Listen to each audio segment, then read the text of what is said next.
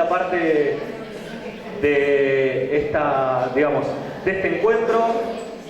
Para mí, en lo personal, es un gusto presentarla a Verónica Piovani. Verónica en principio es graduada de esta casa. Yo creo que es algo necesario de destacar en su extensa e importante trayectoria. Ese es un punto de partida no menor. Verónica también tiene estudios de maestría en Ciencias Sociales, es profesora titular de grado y posgrado, fue directora ejecutiva del Instituto Nacional de Formación Docente y yo me arriesgaría a decir una de las personas claves en lo que tiene que ver en la política nacional de formación docente de los últimos años.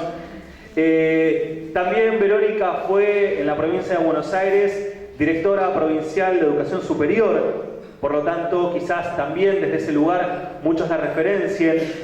Verónica fue presidenta de la Mesa de Directores de Educación Superior a nivel nacional, que articulaba todas las políticas de las distintas provincias sobre el área de educación superior. Ha representado a la Argentina en distintos organismos internacionales como UNESCO o el BID. Es una de las fundadoras y ha participado en la creación de la UNIPE, de la Universidad Pedagógica, antiguamente de la provincia de Buenos Aires, actualmente nacionalizada sobre fines del año pasado, sobre fines de un tiempo histórico que permitía también poner de relevancia una universidad dedicada específicamente a la formación pedagógica y configurarla como una universidad nacional. Es investigadora de la Universidad Nacional de La Plata, es autora de distintos artículos y de trabajos publicados en diferentes libros, y hoy va a compartir con nosotros algo que le pedimos, que para los que estamos pensando el curso con Valeria y con otros compañeros es fundamental en este primer cierre de ciclo de charlas, que tiene que ver con problematizar, más allá de las modalidades y de los contextos educativos, lo que tiene que ver con la formación docente hoy. Por eso Verónica va a abordar una conferencia que se denomina Las políticas de formación docente como parte de un proyecto educativo y de país, haciendo especial énfasis en la formación permanente. Es decir, y esto es algo que venimos charlando con Vero, cómo la formación docente y la perspectiva pedagógica es, de alguna manera, no solo un proyecto educativo, sino que es una parte sustancial de un proyecto de nación, de un proyecto de país. Así que no voy a robar más tiempo, los dejo con Verónica y por supuesto al final vamos a abrir a preguntas. Bueno, buenas noches y muchas gracias. Yo tengo la costumbre docente de pararme y caminar. Acá estos escalones me conspiran, pero yo ya he dado clase me ha tocado esta aula y entonces me creo muy entrenada para poder hacerlo sin hacer un blooper del que sí efectivamente... el tema es la cámara. Sí. He vuelto locos a muchos camarógrafos con esta mala costumbre que nadie me dice sentate y quedate quieto. Sí, les parece que me tengo que sentar para no complicarlos. No, ahí la agarro, ya la moví. Sí, pero no garantizo que no me mueva. Por eso... Me voy a quedar acá al lado. Bueno, hago lo que me pidan. Si quieren, ahí está. Ahí así no. Bueno, muchas gracias. Es la costumbre de las clases. A mí me cuesta, me siento como, sí, contenida cuando estoy sentada. Lo hago igual, no soy tan desobediente en el marco de un congreso, me quedo sentada. Tampoco es que pretendo cambiar las reglas en todos lados, un poco. Bueno, la cosa es esta. Yo quisiera empezar recuperando algo que ustedes plantearon y que les fue planteado a ustedes cuando tuvieron la disertación o la presentación de Daniel Filmus. ¿Recuerdan? Cuando vino Daniel Filmus, él desarrolló un posicionamiento a partir justamente de las transformaciones que se vertebran con la nueva, ya no nueva, con los 10 años ya de la Ley de Educación Nacional. Y analizó de qué manera la ley nacional se fija objetivos, pero que esos objetivos que la ley establece y todo el corpus que la ley desarrolla como programa educativo, como programa a largo plazo, está siempre relacionado con un proyecto de país. Y entonces historizó un poco esa relación entre lo que podríamos llamar proyecto de país y... No, pues ya me hacen caras. Si no queda la manito afuera. ¿Me queda la mano afuera del cuadro? Bueno. No, ahí quedó bárbaro. Ahí está. Bueno, voy a recuperar lo que dijimos sin perder el hilo de lo que estamos planteando. Entonces decía que la cuestión fundamental que se plantea allí es el vínculo ineludible que existe entre proyecto de país y proyecto educativo. Un proyecto educativo que puede tener mayores o menores niveles de explicitación, cuando va acompañado de una norma jurídica, el nivel de explicitación es bien alto y concreto y pretende de alguna manera fijar parámetros y establecer algunos criterios fundamentales, los basamentos fundamentales de ese proyecto educativo, pero aun cuando no es así, siempre el proyecto educativo está ligado a un proyecto de país. Esto no es lineal, no es una ecuación matemática, no es que hay una vinculación transparente entre el proyecto educativo y el proyecto de país, pero esto está siempre presente. Y esto lo tenemos que tener claro. En aquella conferencia, Filmus lo explicaba, y la verdad es que la idea no es desarrollarlo enormemente. Les quiero mostrar, no en este, en el otro justamente, este trabajo de la vinculación entre los proyectos de país, proyectos económicos, políticos, sociales, culturales y el proyecto educativo, está siempre presente y nosotros lo hemos trabajado. Esto se los quiero dejar. Este es un trabajo que nosotros hicimos en el que fuimos vinculando, ¿sí?, los aspectos políticos, económicos y sociales con la política educativa, intentando entonces explicar de qué manera el proyecto educativo se acopla, se vincula, se liga al proyecto de país. Cuando Filmus lo explicó claramente, marcó algunas pinceladas de esto, mostró cómo la Ley 1420 y el proyecto de la construcción del Estado-Nación a partir de lo que fue el ideario de la generación del 80, ¿sí?, el modelo sarmientino, ligaba un proyecto de país en el que la vinculación, en este caso, a la metrópoli, Inglaterra, a través de un modelo agroexportador, ¿sí?, en el que Argentina se incorporaba al mundo como vendedor de materia prima, en calidad, luego sería denunciado en calidad dependiente, en aquel momento no se lo veía así, de hecho había fuerte hegemonía, ese modelo de país logró un fuerte consenso, aún en los sectores que uno pudiera imaginar que no. Y ese proyecto de país tuvo un proyecto educativo que tenía que ver con la incorporación de una diversidad de sectores, que eran los inmigrantes, que ni siquiera hablaban la misma lengua, y que por lo tanto, allí Filmus señaló con mucha claridad, el objetivo de ese proyecto de país con respecto a la educación era un objetivo de orden político, que era la integración y la construcción del ser nacional, es decir, socializar a todos como argentinos. A mí me llamaba siempre mucho la atención una anécdota que contaba Cucuza con respecto al éxito que tuvo este proceso de socialización en la argentinidad, de ese mosaico de naciones y de razas que llegaban, ¿sí?, y que el Estado tenía la función de la instrucción pública, la función de la educación primaria obligatoria, que es lo que se propone esta ley, que tarda 90 años en cumplirse ese objetivo.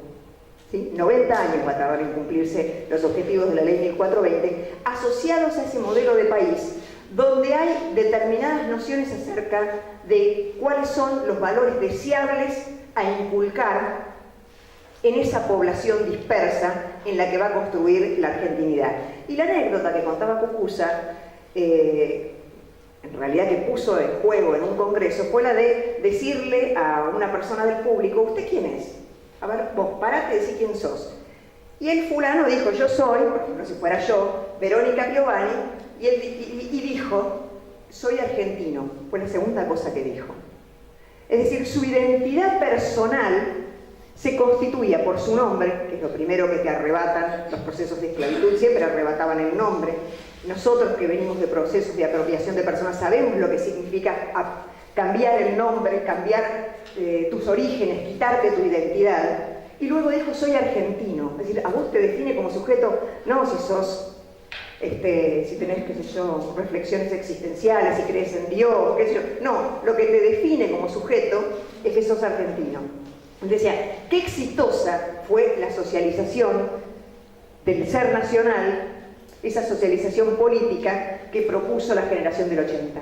Pero ojo, esa socialización que llevaba como sustrato filosófico la educación común, ¿sí? Era el sustrato filosófico, la instrucción pública, la educación común, que viene desde los albores del liberalismo de Locke y que en Argentina viene de la mano sarmientina, de la experiencia que hace Sarmiento cuando viaja a Estados Unidos, de la traducción de Horace Mann. No me quiero meter en esto porque no regreso nunca más. Esto iba a ser una pincelada.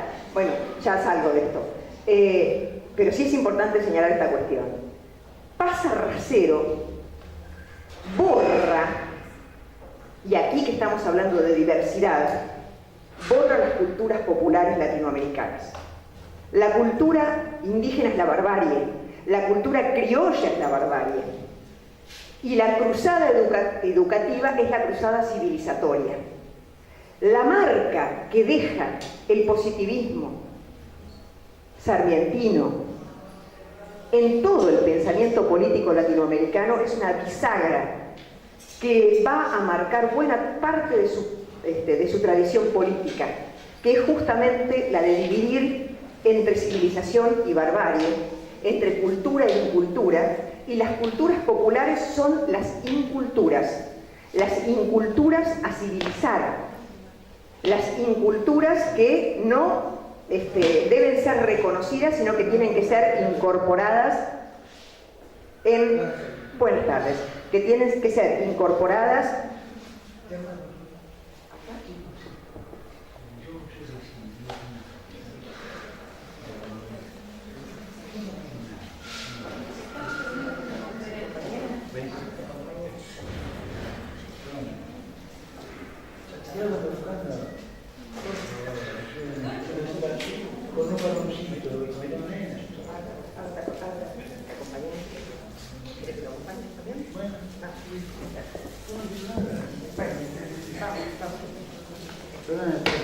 No se haga problema. Venga por acá.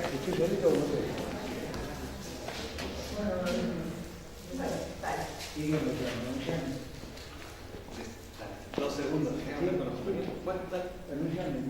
Miguel se llama, el compañero, vamos a darle un segundo, quiere comentar algo breve, por favor, con gusto. Buenas tardes, chicos.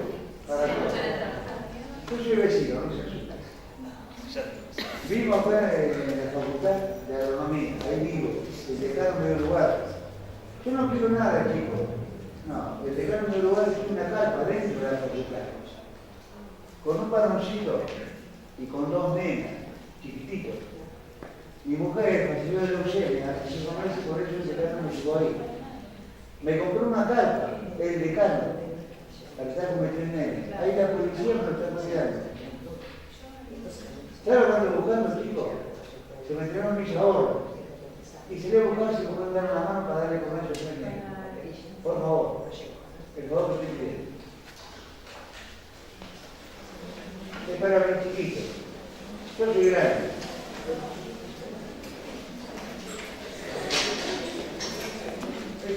Tranquilo, está perfecto, dale. No, no, yo estoy conociendo algo que ustedes ya no vieron, pero también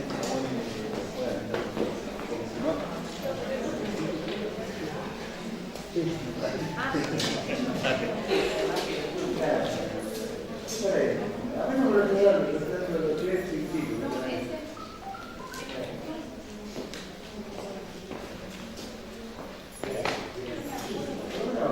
Ahora voy a inventar para que coma.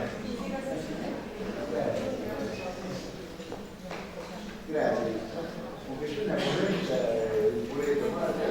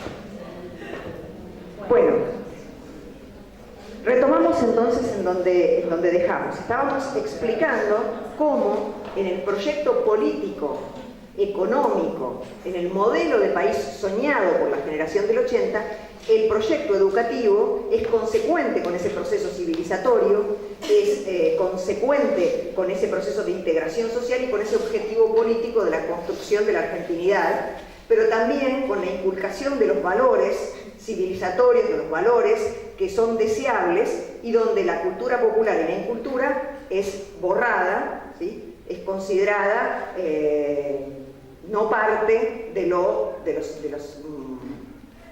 aquellas cuestiones a trabajar, a inculcar como valores deseables en la sociedad.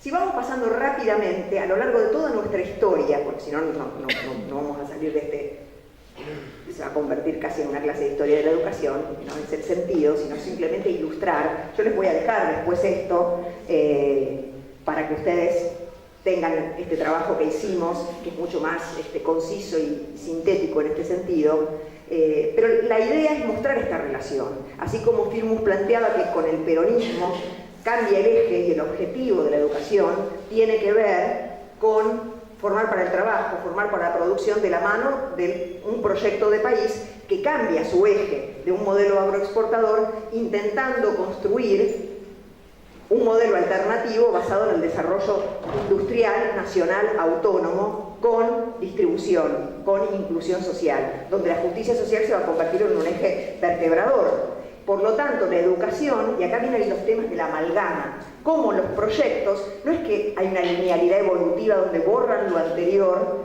y comienzan de cero, sino que se solapan, ¿sí? Abollan, podríamos decir, los modelos presentes, pero no los modifican. La pedagogía oficial no fue modificada por el peronismo, le incorporó algunas cuestiones, pero no logró transformar de fondo el modelo educativo. Entonces comienzan procesos de solapamiento que definen desde la organización del sistema hasta las prácticas pedagógicas, aspectos institucionales y aspectos formativos. El peronismo va a incluir esa formación para el trabajo, consecuente con un modelo que empieza a necesitar formar técnicos para la producción, la creación de la escuela técnica, la creación de la universidad obrera, las escuelas fábrica, la gratuidad universitaria por decreto en el 49. Es decir, hay un modelo que trabaja sobre un eje que tiene que ver con la justicia social pensada también en el campo educativo, pero que no barre con la pedagogía oficial que era hegemónica desde el modelo construido por el Estado-Nación, el normalismo y el positivismo en la educación. Y así podemos seguir, vemos cómo la dictadura va a ser del orden, del disciplinamiento, ¿sí? Como modelo social de disciplinamiento, acompañando un proyecto también de país, cuyo objetivo central tiene que ver con un proyecto económico y con una herramienta fundamental para esto que es el genocidio. Entonces, allí también tenemos un proyecto educativo con la prohibición de libros, con el control, con la desaparición de docentes, con la censura, consecuente a un proyecto de país que usa la coerción como herramienta para instrumentar un proyecto económico, este es el proyecto económico aperturista, que se llama un proyecto económico de neoliberalismo y neocolonialismo, casi de las primeras experiencias junto con Chile en América Latina que ensayan la aplicación ya de modelos neoliberales en el plano económico y que van acompañados o pueden sostenerse solamente a través de un proceso de represión social. Esto lo digo porque hoy tenemos un modelo de las mismas características, pero acompañado por un proceso democrático, sostenido o llegando al poder a través del voto. Es decir, fíjense cómo proyecto educativo y proyecto político van de la mano. Si no entendemos esto, es como que no entendemos la relación que hay en una concepción integral de país y el papel que juega la cultura y la educación en una concepción integral de país. La democracia va a formar para la democracia, justamente, va a formar para la construcción de la ciudadanía democrática. Y el alfonsinismo va a intentar, y fracasar, con el Congreso Pedagógico en dar parte de la disputa educativa con la Iglesia, que va a perder, pero sí va a ganar en lo que hace a la formación para justamente construir esa ciudadanía democrática. Y esa es la principal preocupación que aparece en los centros de estudiantes, la participación política de los jóvenes. Es decir, la escuela se abre a un mundo, y eso tiene que ver con ese proyecto de país, donde la restauración democrática, la reconstrucción de la democracia es el eje vertebrador del proyecto. Después podríamos discutir bastante de los vaivenes económicos y de la disputa con las corporaciones eclesiásticas. Recuerden la ley de divorcio, sindical, ¿sí? Y militar, los sucesivos levantamientos que sobrelleva el gobierno de Alfonsín. Por eso no es poco el tema del cuidado democrático. Justamente la ley sobre la defensa de la democracia, que hace unos pocos días estaba en una conferencia aquí con relación al decreto, al nuevo decreto que otorga más autonomía, y en cuestiones educativas otorga autonomía, el nuevo decreto presidencial de las Fuerzas Armadas, justamente quienes habían formado parte de ese proceso, Leopoldo Moró, en una conferencia que dio en esta misma facultad hace 2 días, explicaba el consenso y la importancia que tuvo la sanción unánime de la Ley de la Defensa de la Democracia. Un corpus jurídico, un corpus normativo que empezaba a tejer y a establecer una serie de condiciones para el control civil del poder militar, de manera de que no pudiera darse marcha atrás en los procesos de consolidación democrática. Esto era claro, la educación fue parte de ese proceso, fue una parte fundamental de ir instalando esos valores democráticos en nuestros jóvenes, en nuestras futuras generaciones. El neoliberalismo tuvo como eje vertebrador, esto a partir del año 89, y que tuvo una ley, que es la ley federal, que fragmentó, que resquebrajó el sistema educativo, que llamó a las modalidades regímenes especiales.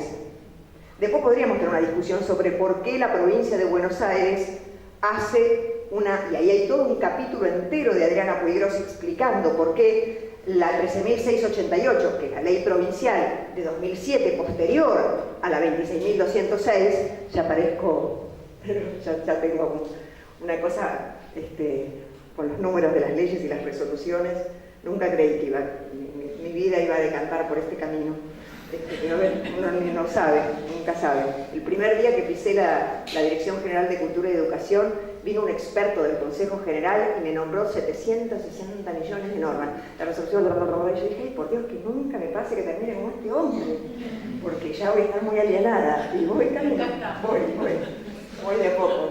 10 años, 12 años después, no sé, 10 años después ya terminé casi igual. Bueno, la cosa es que...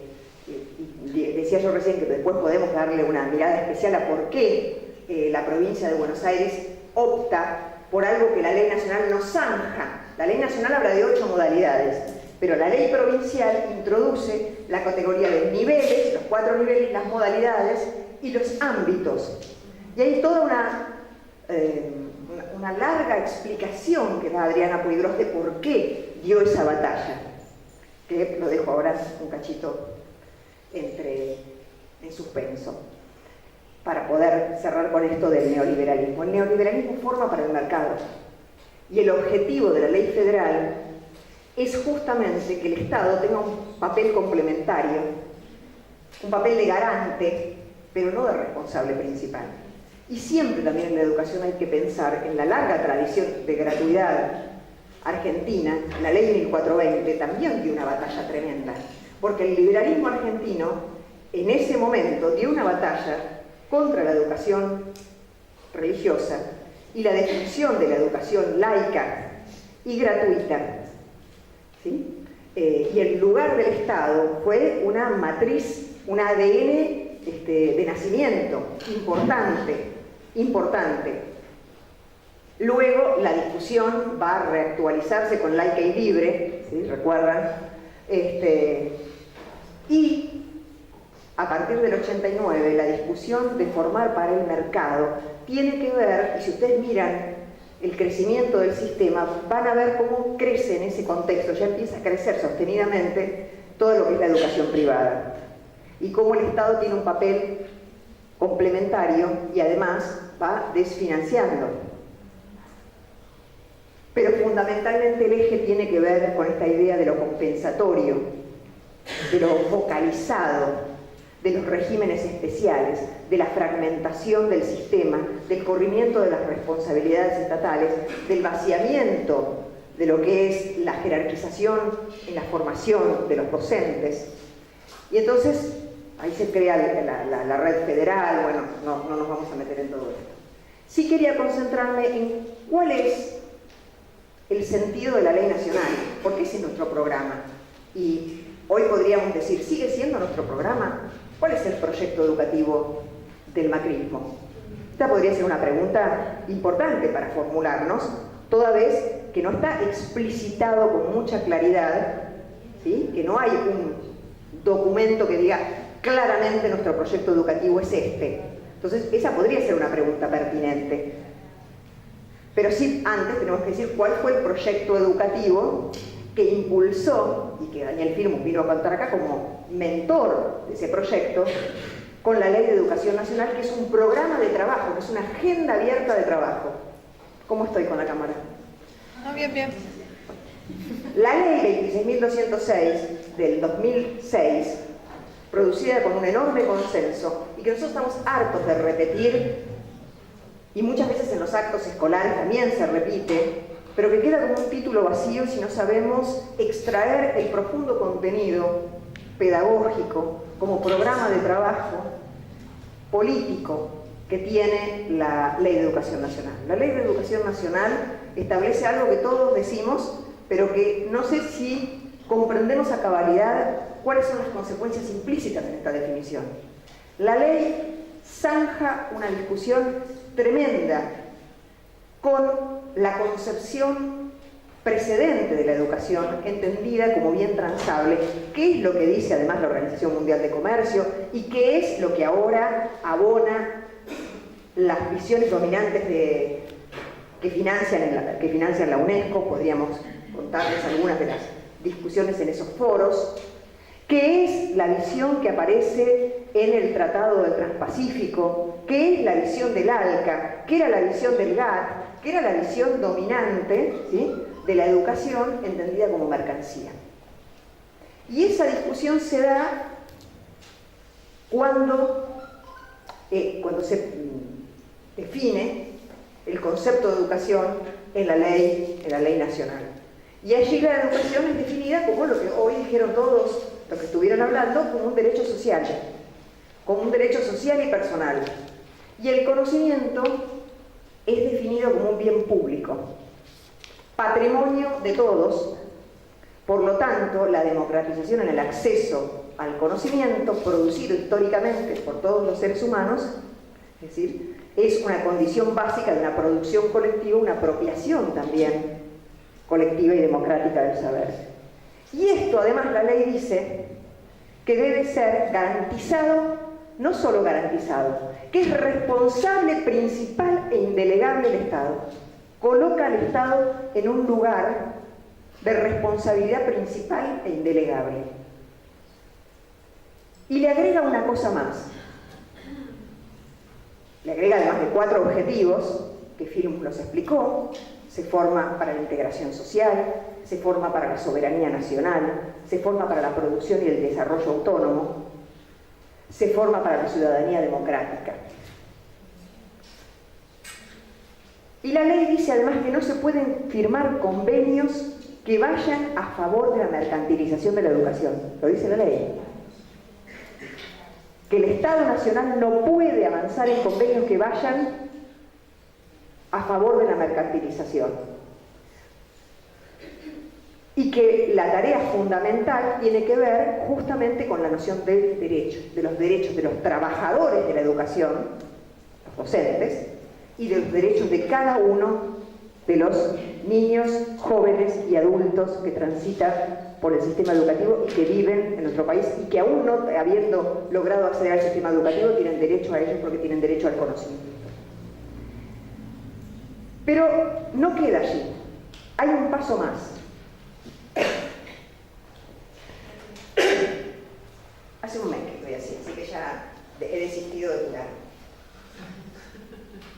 El otro día en clase explicaba cuestiones de la ciencia y en un plumazo más o menos obtuve 10 recetas que eran raye jengibre, ponga una rata colgada, yo ¿de qué estoy hablando aquí? Sufro, le digo, ustedes me hacen sufrir, me traen todo el conocimiento común y nosotros estábamos intentando explicar los paradigmas de la ciencia. Bueno, así estamos. Fracasé. Igual no probé, y debí haber probado algunos de los remedios que me recomendó el estudiantado porque están también surgidos de la experiencia. Bueno, la otra cosa importante que plantea y que acompaña a la ley nacional y que es clave es la ley de financiamiento educativo, porque los derechos, enunciar derechos, consagrar derechos en normas es fácil. Lo que es difícil es construir las condiciones materiales para el cumplimiento de los derechos.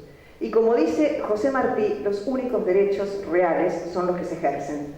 Y para poder ejercer los derechos es necesario financiarlos. Los derechos salen plata. Por lo tanto, la ley de financiamiento educativo tampoco es, en términos del proyecto político de país, un dato menor. Es un dato sustantivo, porque invierte en el PBI el porcentaje que se pagaba en deuda externa, 6% del PBI, y lo pasa al 3%. Y pone el 6% como meta de financiamiento del sistema educativo.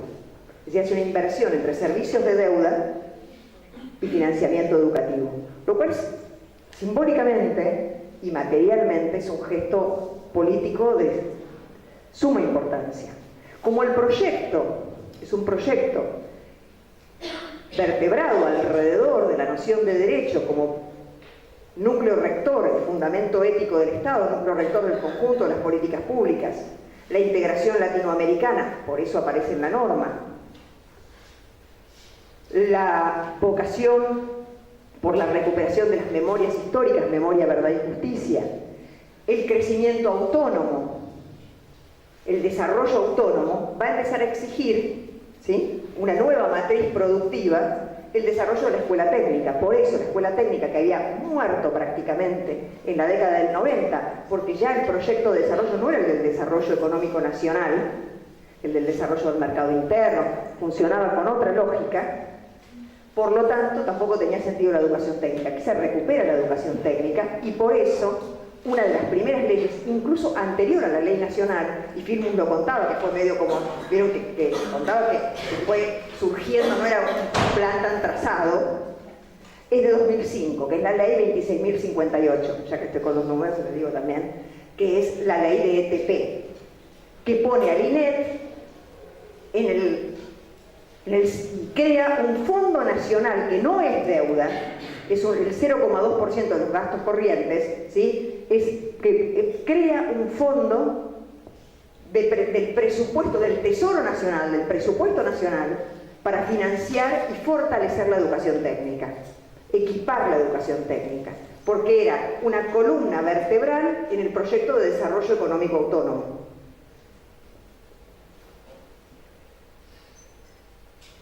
Paralelamente, y ahí recién estamos ahora entrando al tema, ahí es que la ley nacional crea por ley, después de una comisión que desde 2005 venía trabajando, una comisión que tenía la tarea de elaborar el mapa, el diagnóstico de la formación docente en la Argentina. Comisión en la que estaban Tedesco, Alejandra Virgin, Adriana Puigros, Van Helderen, o sea, mezcladita era la cosa. En esa comisión también estaba María Cristina Davini. Ustedes les sonarán, todos estos nombres son referentes de la pedagogía nacional. Todas estas personas elaboraron un diagnóstico de cómo estaba la formación docente en la Argentina. De hecho, Davini escribe el mapa de la formación docente, que si no lo tenemos también lo tendríamos que poner para disposición de todos. Un trabajo excelente que mapea los problemas de la formación docente. fragmentación, calidad desigual, atomización, normas completamente disímiles, miles de títulos con un mismo recorrido, recorridos distintos de 2 años y medio a 3, ¿sí? En el caso de la formación docente inicial para primaria y para inicial, justamente, los profesorados de inicial, con diseños curriculares hasta institucionales. Esto no lo sabe la mayor cantidad de gente de la provincia de Buenos Aires, porque la provincia de Buenos Aires desde hace mucho tiempo tiene diseños jurisdiccionales, pero las provincias no. Todas las provincias, la mayoría de las provincias, tenían diseños institucionales. O sea que vos eras un docente, pero estabas estudiando la carrera y no podías irte a la institución de la esquina, porque ya el diseño era diferente. Ni nos podíamos preguntar, cuando hablamos de fragmentación y de atomización, hablamos de las estructuras de los sistemas, hablamos de los contenidos de la formación, hablamos del financiamiento de los sistemas, hablamos de los salarios de los docentes, pero hablamos también de los procesos de formación. ¿Qué debe saber un docente argentino? ¿Cuáles son los saberes, las prácticas, las experiencias de formación que debe transitar alguien para ser un docente de la Argentina? Pues bien, los 90 habían producido una heterogeneidad enorme. Reconstruir el sistema educativo nacional y reconstruir o construir un sistema federal de formación docente fueron pilares abordados por la Ley de Educación Nacional al crear un organismo específico. Esto también fue una discusión, no se las voy a contar, porque también ahí había una discusión con Adriana y otros a ver si se creaba o no, pero bueno, se zanjó a favor de que se creara un organismo específico que atendiera el diseño de las políticas de la formación de docentes para la Argentina, con financiamiento y con una construcción federal. Eso fue el INFOD, el Instituto Nacional de Formación Docente, que se puso en funcionamiento en 2007. Y la pregunta fundamental que se hacía a la formación docente inicial y permanente o inicial y continua era justamente qué docente formar y qué tipo de interpelación a la formación inicial y a la formación continua de los docentes supone el afirmar que forman para el derecho a la educación, que son los docentes responsables de acompañar como agentes y como parte del Estado el derecho a la educación de todos y todas. ¿Qué interpelaciones institucionales, organizativas, en los modelos de enseñanza, en los modelos de formación, pedagógicas, produce el decir que nosotros somos los docentes del derecho a la educación? Los que no fuimos formados en ese contexto y los que están hoy, o desde hace unos años iniciando su carrera de formación, son los futuros docentes, ¿sí?, del derecho a la educación. Pero cada uno de ustedes, nosotros, también lo somos. Entonces, ¿qué interpelaciones produce esto? ¿Qué grandes interpelaciones produce pensar una formación docente que acompañe la democratización institucional y la jerarquización académica de la formación para acompañar, para sostener, para ser garantes, para ser responsables, corresponsables, somos los únicos, del derecho a la educación? Pero yo recién empezaba. Un cartel, me ponen un cartel que es amenazante. Bueno, voy a decir 3 o 4 cositas nada más entonces, porque queda mucho por decir. La primera cuestión es que en la formación debemos, porque no voy a entrar por las políticas, vamos a entrar por una cuestión, un nudo conceptual. En la formación tenemos que pensar que lo que es necesario realizar es una descolonización pedagógica y una reescritura contrahegemónica de la formación docente, y en esto nos abrazamos a nuestro querido Jorge Huergo. Una reescritura contrahegemónica de la formación docente tiene que ver con reconocer que todo ese proceso histórico del que yo fui dando cuenta fue como en capas geológicas, sedimentando prácticas, formas del hacer, representaciones imaginarias, discursos y cuerpo, ¿sí? Prácticas que se cristalizan en los cuerpos de los educadores, que de alguna manera constituyen como las memorias, diría Jorge en La educación y la vida, ¿lo tienen en ese libro? Las memorias de las que estamos hechos. Son retazos enmudecidos de matrices culturales que han estado presentes a lo largo de toda la historia argentina, que han ido modelando el sistema, que han ido modelando la organización del sistema, si es en niveles, si es con las formas de cronometrar, de organizar, de la escuela graduada, la forma, la simultaneidad, todos los supuestos sobre los que está construido el sistema educativo, ¿sí? Fueron como en capas, acumulándose, y para nosotros están totalmente naturalizados. No es un objeto de problematización. Una de las primeras cuestiones fundamentales que los docentes debemos hacer es un proceso de extrañamiento y de desnaturalización que nos permite reconocer las tramas, las matrices, las memorias que han moldeado el sistema educativo y con ellos nuestras prácticas docentes, en términos del cuerpo, de los discursos, de las representaciones y de las prácticas, los rituales, las formas del hacer, pedagógicas. Todo eso nos ha constituido como docentes. Y propone Jorge Huergo, y nosotros hemos acompañado eso, y vamos a ver si con el seminario de PPL hablamos, es otra cosa educativa, hablar en sigla, ¿vieron? Que pues nadie te entiende en ningún lugar, pero nosotros hablamos todo en jerga, que es pensamiento pedagógico latinoamericano. Jorge nos invita a interpelar nuestras prácticas y nuestra formación como docentes desde el pensamiento latinoamericano. Allí Simón Rodríguez, el maestro de Bolívar, hablando de que el sujeto pedagógico somos los que somos, es decir, la mezcla cultural donde el conocimiento no lo piensan otros afuera. Digo esto ahora que viene GEMS y las multinacionales de la educación a traernos sus enlatados. Descolorizar el saber cuando las editoriales hegemonizan y el currículum parece prácticamente el libro de Santillana.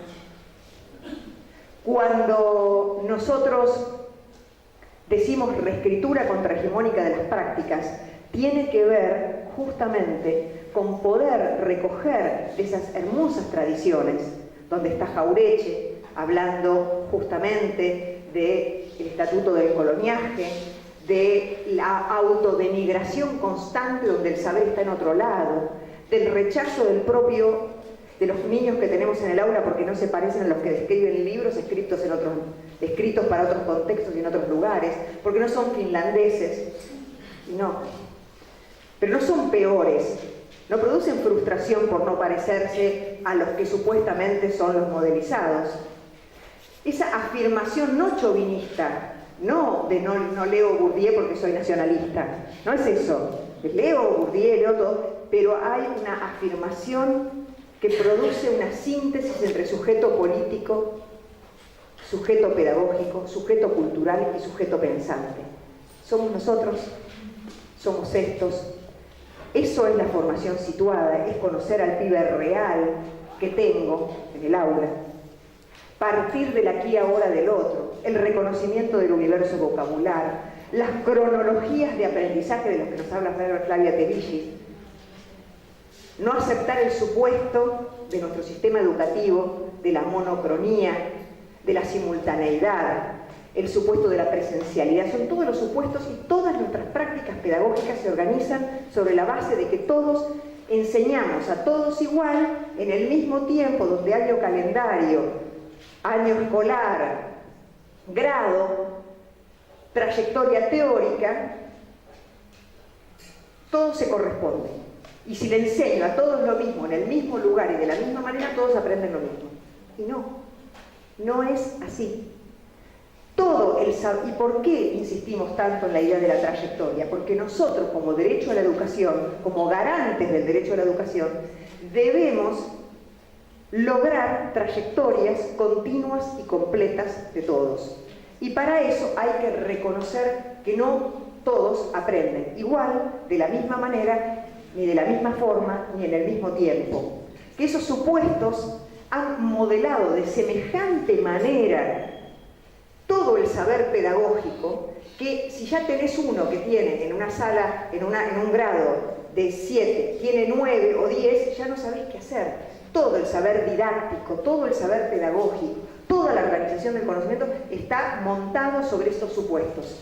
Y nosotros tenemos una tremenda interpelación de cómo hacemos, porque la investigación dice, ¿yo solo qué hago? Yo no voy a resolver todos los problemas de la herencia del sistema educativo, no me van a cargar esa mochila sobre mi espalda.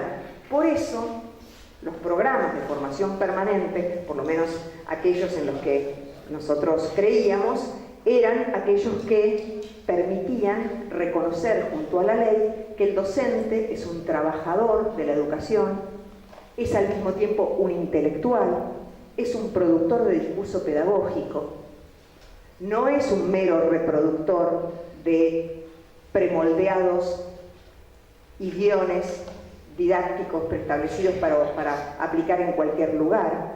Es un constructor colectivo de conocimiento situado, y esto se hace siempre con otros. La práctica pedagógica no es una práctica que se pueda transformar solo, no es que me concentro o hago terapia, porque no es un problema psicológico, no es un problema terapéutico, es un problema político, es un problema político-pedagógico. No es que hago catarsis o que me concentro y hago introspección y digo, ay, qué prácticas tengo. No, sí, la introspección sirve, está bárbaro, hacer terapia también, yo lo recomiendo. No lo hago, pero lo recomiendo. Pero no ese es el camino. El camino es el trabajo institucional, colectivo, alrededor de los problemas institucionales situados y de la construcción en ese espacio de trabajo colectivo, de deconstrucción de las prácticas institucionales y pedagógicas que deshonran el derecho a la educación, que van de patadas, que tenemos naturalizadas y seguimos diciendo y creemos que van a favor pero van en contra, y la construcción colectiva, con una enorme responsabilidad del Estado, de prácticas pedagógicas que honran este derecho. Bueno, podríamos seguir hablando mucho más, y no llegué al proyecto educativo del macrismo, pero bueno, espero las preguntas para abordar esa cuestión. Y les quiero terminar con algo que no es justamente de las tradiciones latinoamericanas, pero que a mí me conmovió enormemente la primera vez que lo escuché, porque el derecho a la educación se basa en un fundamento filosófico, que es el concepto de la igualdad. Y la igualdad también es una categoría a la que nadie se atrevería a entrarle. Buah, yo ya dudo de todo. Pero es difícil entrarle, digámoslo así. Es difícil decir que uno no cree en la igualdad. Lo que no es tan difícil es actuar en contra de la igualdad. Es decir, no creer que hay algunos que pueden aprender menos, que de cualquier manera para lo que va a llegar en la vida tampoco hay que gastarse tanto. Es decir, la idea de tantos colegas que creen que no deben darle a sus alumnos lo mismo que desearían que le dieran a sus hijos. Cuando uno cree en la igualdad, cree fervientemente que cada alumno debe ser tratado de la misma manera, educado de la misma manera y con las mismas expectativas como si fuera un hijo propio. Y donde hay peores condiciones sociales hay que poner las mayores expectativas pedagógicas, porque es donde más se necesita, no es todo igual. La igualdad es una categoría muy difícil de... Cuando nosotros estábamos con el programa de formación permanente, me pasó que en Mendoza unos docentes decían que ellos creían en la igualdad de los iguales, no de todos, no de los igualados, que era una novedad. Pero, ¿qué tarea político-pedagógica hay que seguir haciendo para deconstruir esto? ¿Qué es la igualdad? Y muchos de los autores nos hablan de la igualdad desde la ignorancia radical, porque todos ignoramos lo mismo, porque todos ignoramos algo, todos somos iguales. Lo dice Freire, lo dice la filosofía, lo dice Frigerio, Graciela Frigerio tiene una... tampoco bueno, ya están mal si pensaron eso. No, Rogelio no, Graciela. Lo dice, es la hora. ¿Qué les dan ustedes? en el entremés. Bueno, la cosa es que hay un filósofo francés, esto lo cuenta siempre Rinesi, que se llama Rancière, que cuenta una anécdota de otro político del siglo XIX francés, que fue un revolucionario, era como el Mandela del siglo XIX en Francia, que se llama Blanqui. Y este tipo, justamente como era un rebelde, un revolucionario, estaba siempre preso. Y en la cárcel tenía una ventanita por la que miraba el cielo y hace esta reflexión. Dice que miraba por la ventanita el cielo estrellado y que se preguntaba lo mismo que se habían preguntado hombres y mujeres, ricos y pobres, letrados e iletrados, a lo largo de la historia, intentando descifrar cuál era el mensaje que las estrellas tenían para nosotros. Es una manera metafórica y bella de decir para qué estamos acá, quiénes somos. La pregunta más importante que podemos hacernos, que es la pregunta por el sentido de nuestra existencia, esa pregunta, nadie le encontró la respuesta y todos fracasaron de la misma manera, ricos, pobres, letrados e iletrados, en poder responderla. Esa ignorancia radical en lo más importante que nos podemos preguntar es lo que nos iguala. Después, ¿qué importa si uno tiene un poco más de capital cultural que otro? Todos pueden aprender y ese es el mensaje más importante. El tema es que cuando llegan al aula podemos, como también cuenta Rinesi, siguiendo la filosofía del siglo XVII, miren, no me voy a América Latina, también me voy lejos, podemos junto con Hobbes pensar que el otro es una amenaza, que el otro viene a quitarme algo, que el otro, el inmigrante, el nuevo, el que es primera generación, el que no estaba en el aula, constituye el que viene a sacarme algo que yo tengo, el que arruina, el que me baja el nivel, el que me tira el aula para abajo. Pero dice también la filosofía del siglo XVII que junto a Hobbes, que piensa al otro como amenaza, se puede pensar al otro como esperanza. Y el derecho a la educación hace conexión con este sentido. El otro es la esperanza de que mi aula sea mejor, la esperanza de que el otro me complete, la esperanza de que el otro me haga más digno, la esperanza de que me enseñe algo que no sé, la esperanza de que la diferencia, lejos de devaluarme, me enriquece, me hace mejor, me interpela, me obliga, pero me constituye en mejor persona. Y un buen docente además es una buena persona, o debería ser una buena persona. Bueno, muchas gracias.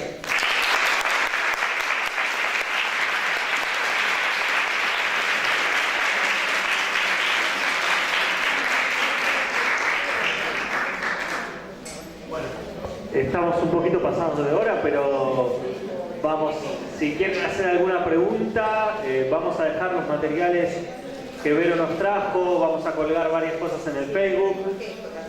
Son todos los materiales de nuestra escuela que van a quedar disponibles en el Facebook para que los puedan descargar, pero digo, si alguno quiere hacer alguna pregunta o alguna reflexión, nos tomamos un minutito más. Sí, no.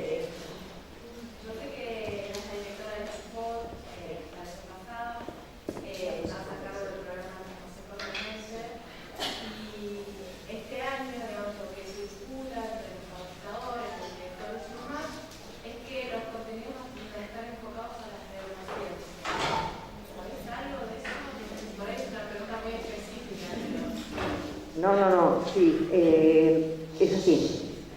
La nueva conducción del Programa Nacional de Formación Permanente está ahora a cargo de Irene Kitt, que a su vez depende del área de formación a cargo de Javier Simón, y han planteado en varias conferencias alrededor de los nuevos lineamientos, además está el documento de los nuevos lineamientos del Programa Nacional de Formación Permanente. Por un lado, esta idea que ustedes van a ver que Karina Kaplan permanentemente cuestiona la idea de los cerebros, de la meritocracia, una neurociencia malentendida además, porque la neurociencia hace aportes interesantes, pero pensar que el tema de las desigualdades, soslayar el tema de las desigualdades y de la pobreza, pensando, como se dijo en una de las conferencias, que no importa si tenés la panza llena o no, que el cerebro es una manera muy perversa de soslayar algunas cuestiones y de ponerlas todas en clave de la cuestión biológica, una concepción darwinista, una concepción biologicista, acompañada de una concepción meritocrática, de una concepción selectiva, donde la formación efectivamente se llama formación situada, va a ser situada, y donde se plantea un giro en el que ya no se trabaja sobre la noción de derecho, ya no se trabaja más sobre el derecho a la educación, sobre la deconstrucción de las cuestiones que trabajan, sino en el guionado de estrategias didácticas, ¿sí? En realidad de secuencias didácticas hechas por expertos que van a ser trabajadas en las escuelas, con lo cual se desplaza también un poco de la noción del docente como constructor de conocimiento, de constructor colectivo, a una posición más de aplicacionista, ¿no? Bueno, y estas cuestiones van a, sí, efectivamente, son los nuevos criterios que van a regir el programa de formación. De cualquier manera, los ateneos didácticos, así lo llaman, y los círculos de directores, los capacitadores van a tener una tarea con los círculos de directores, y los ateneos didácticos van a ser hechos por expertos de los institutos superiores, pero siempre seleccionados con criterio disciplinar para el trabajo didáctico de las disciplinas. Ya no más las universidades contribuyendo en ese proceso, ni los sindicatos, por lo menos, al menos se pataleen bastante, no está pensado de esa manera. Si yo he leído todos los documentos, así sufro. Sí. Mi experiencia, yo soy graduada de paracaidismo, y estoy cursando el cuarto año de el magisterio de primaria en el Instituto 9, y lo que veo en la formación es que, además de mi experiencia, he estado en distintos proyectos de universidades, de extensión universitaria, en escuelas, trabajando con chicos con problemas de soledad y resistencia, y con toda esa experiencia y toda esa trayectoria que uno tiene, me encuentro cuando voy a hace un año, más o menos, estoy haciendo suplencias, la cuestión administrativa con la que debe chocar, o ya me doy la cabeza contra la pared varias veces, con el tema de elaboración de registros, boletines. Uno pasa por estas instancias, reflexiona acerca del chico, del niño, habla del alumno, de no evaluarlo, de no rotularlo, analizamos desde la filosofía, desde la antropología, de todos los lugares posibles de cómo tratar a ese chico para que no se sienta que es un número más. Y cuando llega, de repente es, evalúa, no sé, numerar, calificar, y todo el tiempo eso. Y uno se encuentra con toda esa cuestión administrativa para la que tampoco lo prepararon. Sí. ¿Por qué falta eso en la formación? Yo creo que, además de si se prepara o no para el cumplimiento de algunas cuestiones procedimentales que hacen al ejercicio de la docencia, creo que también hay un desplazamiento que los sistemas educativos van como por atrás de los cambios, digamos, no son todos acoplados ni sincronizados los cambios, y que muchas veces además hay fuertes resistencias. Vos lo que estás hablando también tiene que ver con el régimen académico, con las formas dominantes de la evaluación, con las formas de la organización institucional. Lo que pasa es que uno de los supuestos fundamentales sobre los que descansa cualquier cambio curricular, cualquier cambio pedagógico, es que debe ser sostenido por los cambios institucionales. Porque, como decía Saúl Taborda, las instituciones portan las contradicciones del proceso para el cual fueron pensadas. Y como fueron pensadas en otros procesos, portan esas contradicciones. Pero los cambios que se promueven van en otro sentido. Pero nos encontramos también con un problema adicional a ese. Yo pienso en primaria, en la resolución 174, tan resistida, ¿sí? Y que ahora ya se dio marcha atrás en la provincia, que era la que instalaba toda una serie de cambios alrededor del régimen académico de primaria. Sobre todo que ponía la unidad pedagógica en primero y segundo.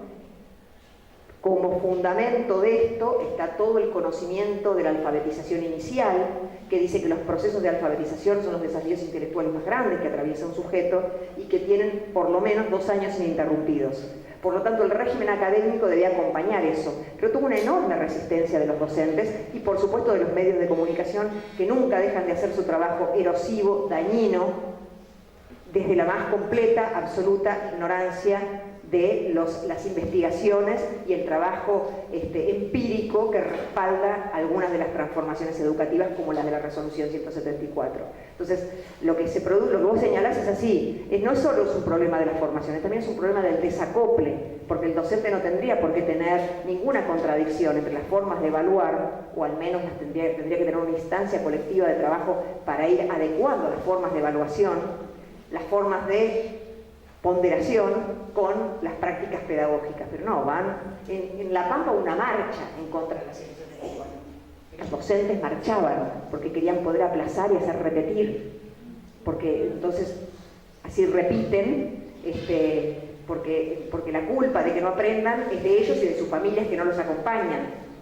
El problema era que los docentes no tenían claro que uno le tiene que enseñar al que la familia lo acompaña, al que la familia no acompaña, al que tiene biblioteca y al que no tiene biblioteca. Y que también debería preguntarse si hay un problema de aquello que es lo nodal de nuestro trabajo, que es enseñar. El tema es la enseñanza. Ese es el tema clave, no echarle la culpa al otro. Pero fíjense las resistencias que tienen las normas que intentan producir cambios institucionales y pedagógicos. Sí, y es cierto que también hay que saber completar un registro.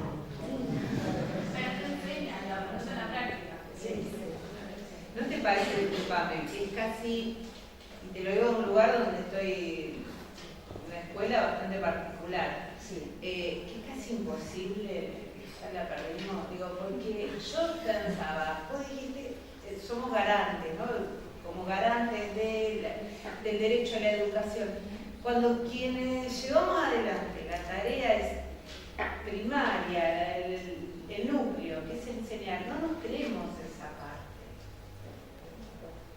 El garante es el otro, que el otro a veces es el Estado y a veces no lo es, el garante es el gremio que tomó una decisión, el garante es que nosotros como no nos creemos profesionales en la educación, no quiero hablar mal, digamos, estoy hablando en líneas generales, digo, cuando pasan estas cosas, por ejemplo, esto de lo que fue la unidad pedagógica, de lo que es las integraciones, lo que son las integraciones dentro del nivel primario, como todo, ¿viste? Estamos como muy acostumbrados a que nos bajen la receta y a hacerla, y cuando fue lo del PNFP, al menos la experiencia que yo tuve en 2 escuelas muy diferentes en las que trabajo, que si bien primero hubo una resistencia, fue la verdad un trabajo muy copado el segundo encuentro, porque nos pusimos a leer, cosas que no hacemos, a leer sobre nuestra carrera, a repensarnos como profesionales. Y hoy no nos preguntamos, no está más, no importa, digo yo, buenísimo, que está la compañera, pero eso, para mí, te digo, me queda poco para jubilarme, por suerte, yo la veo cada vez más. Yo que hablé de la esperanza.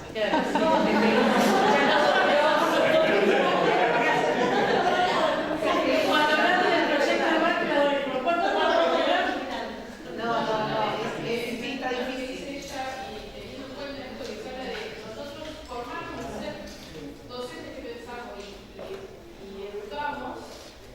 Pensando la educación como derecho, eso falta mucho. Yo para el siguiente de maestra no explica eso. Y es algo que falta mucho. 3, de flauta de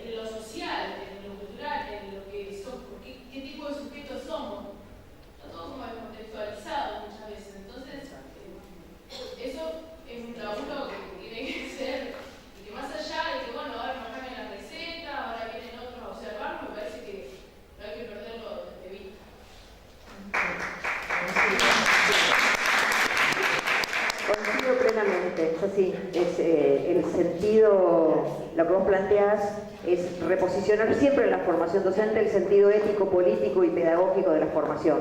Ese era el sentido del Programa Nacional de Formación Permanente, lo que pasa es que tuvo 2014-2015, 2 años.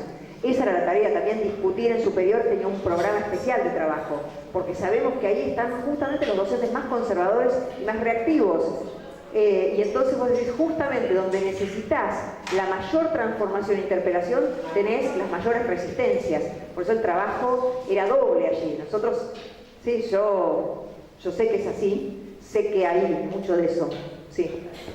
No, perdón, yo quiero agregar, y coincido con lo que se está diciendo, me parece que hay, hay una línea de continuidad entre las políticas públicas que fueron planteadas y muchas cosas que empiezan a surgir en otros espacios. Básicamente esto que está pasando hoy acá tiene que ver con la inquietud que nos deja creer algunos, no somos pocos, que a partir de diciembre del año pasado, en algún aspecto, algunas cosas se cortaron y deben tener continuidad en otros espacios y en otros escenarios.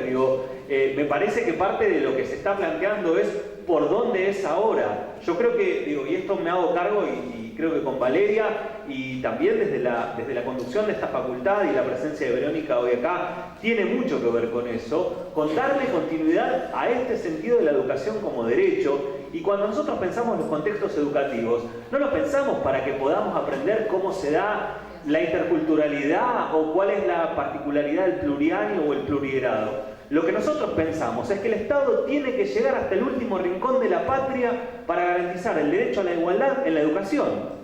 Por lo tanto, desde ahí reponemos la discusión de la ley y montamos este espacio de formación y lo venimos transitando. Y claramente, todas las veces que vuelve esto, cae en ese lugar, es decir, nosotros, y por eso yo digo, es cierto que hay un montón de espacios que se clausuraron, pero por supuesto que así como se cierran algunos, se abren otros, y también algunos que nos formamos en esa época, tenemos clara conciencia, y lo que acabas de decir vos, denota que hay una visión que es clara de hacia dónde, como también otros tienen otras visiones, pero me parece, digo para también salir de las ciertas visiones como un poquito más apocalípticas. Me parece que el tablero cambió, pero que hay muchos elementos de ese tablero que siguen existiendo en posiciones distintas.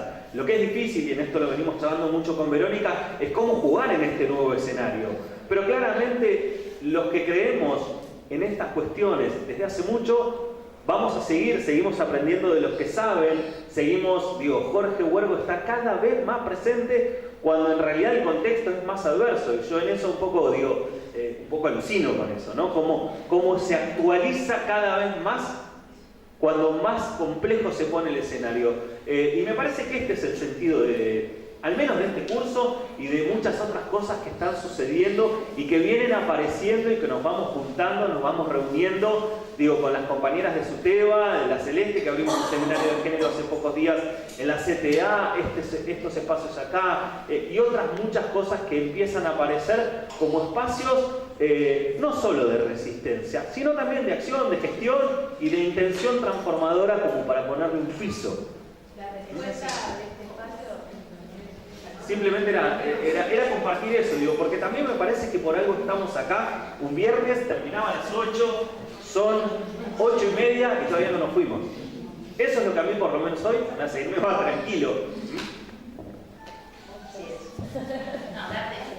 Volviendo un poco a esto de la esperanza, lo que hablábamos es, yo doy la esperanza de que, por ejemplo, como ella, que recién que se recibió hace 2 años, la mayoría de los docentes que están en la escuela de la gestión son todos docentes salidos de la Unión Libre. Todos tienen aproximadamente 15 años de antigüedad, 12. Con una mira, yo tengo la esperanza de que dentro de unos años se empiece a ver más en la práctica lo que se tuvo observando en estos años. Como esta visión, que hasta ahora todavía en las escuelas no ha llegado mucho. Pero bueno, hay que tener esperanza en que va a llegar. Y los que por abajo seguimos, aunque venimos antes del neoliberalismo, apuntarán para que... Pero existe el compromiso con la educación en líneas generales. Lo que no existe es la reflexión, el pensar en para qué, por qué, para dónde vamos. Eso me parece, porque, a ver, en los 90 quien bancaba las escuelas éramos los docentes, ¿no? Y la olla se bancaba desde la escuela y se bajaba línea desde las escuelas, ¿no? Digo, entonces me parece que ahí es donde también estábamos pensando, no, pero digo, ese mismo docente que armó la olla popular, que bancó a lo mejor la carta blanca, hoy es el docente que tampoco está diciendo nada, digamos. Esa es la cosa que a mí a veces me pregunto, viste, también tengo esperanza, porque si no, no estoy de acá. Pero digo, también, a veces parece que uno va viviendo un déjà vu, viste, pero bueno. Es verdad lo que vos decís, la escuela pública y los docentes fueron la única institución pública que no defeccionó ante la crisis. Los bancos cerraban o te confiscaban tus ahorros, pero la escuela pública estaba abierta y los docentes daban de comer. Luego, uno cree que allí había un reservorio ético, político, transformador, emancipador. De pronto lo llenamos de unos contenidos que nos sorprendimos cuando en la discusión inclusión-calidad muchos de esos docentes creían que la calidad no era compatible con la inclusión. Entonces, un poco lo que decía la compañera recién, en los propios institutos de formación docente, lejos de tomar el guante, aparecían posiciones muy reactivas. Entonces es una de cal y una de arena y forma parte de procesos complejos, no cambia tan fácil la conciencia, no hay nada más difícil que cambiar las prácticas educativas. Es muy difícil, por eso la tarea de Jorge, esa tarea de deconstrucción experiencial, no es que además leo 5 libros y cambié mi práctica educativa, no, leí 5 libros y después cambiar lo que hago, yo siempre me pongo como ejemplo y después sigo haciendo las mismas prácticas pedagógicas que hacía antes. Cuesta mucho cambiar las prácticas educativas, es una batalla político, cultural y pedagógica compleja, de largo aliento, y la verdad es que si estando en la conducción del Estado uno tiene la sensación de que se avanzó 3 y se retrocedió 2, estando desde el llano, como dice Sebastián y como decía recién Valeria, uno siente que los espacios de resistencia y de seguir trabajando en el mismo sentido, transformador, emancipador, liberador y de derecho, digamos, nos encuentra un poco debilitados, pero no por eso desesperanzados. Acá estamos. La única batalla que se pierde es la que se abandona, así que ahí estaremos en la lucha. Así que bueno, nada, eso, coincido.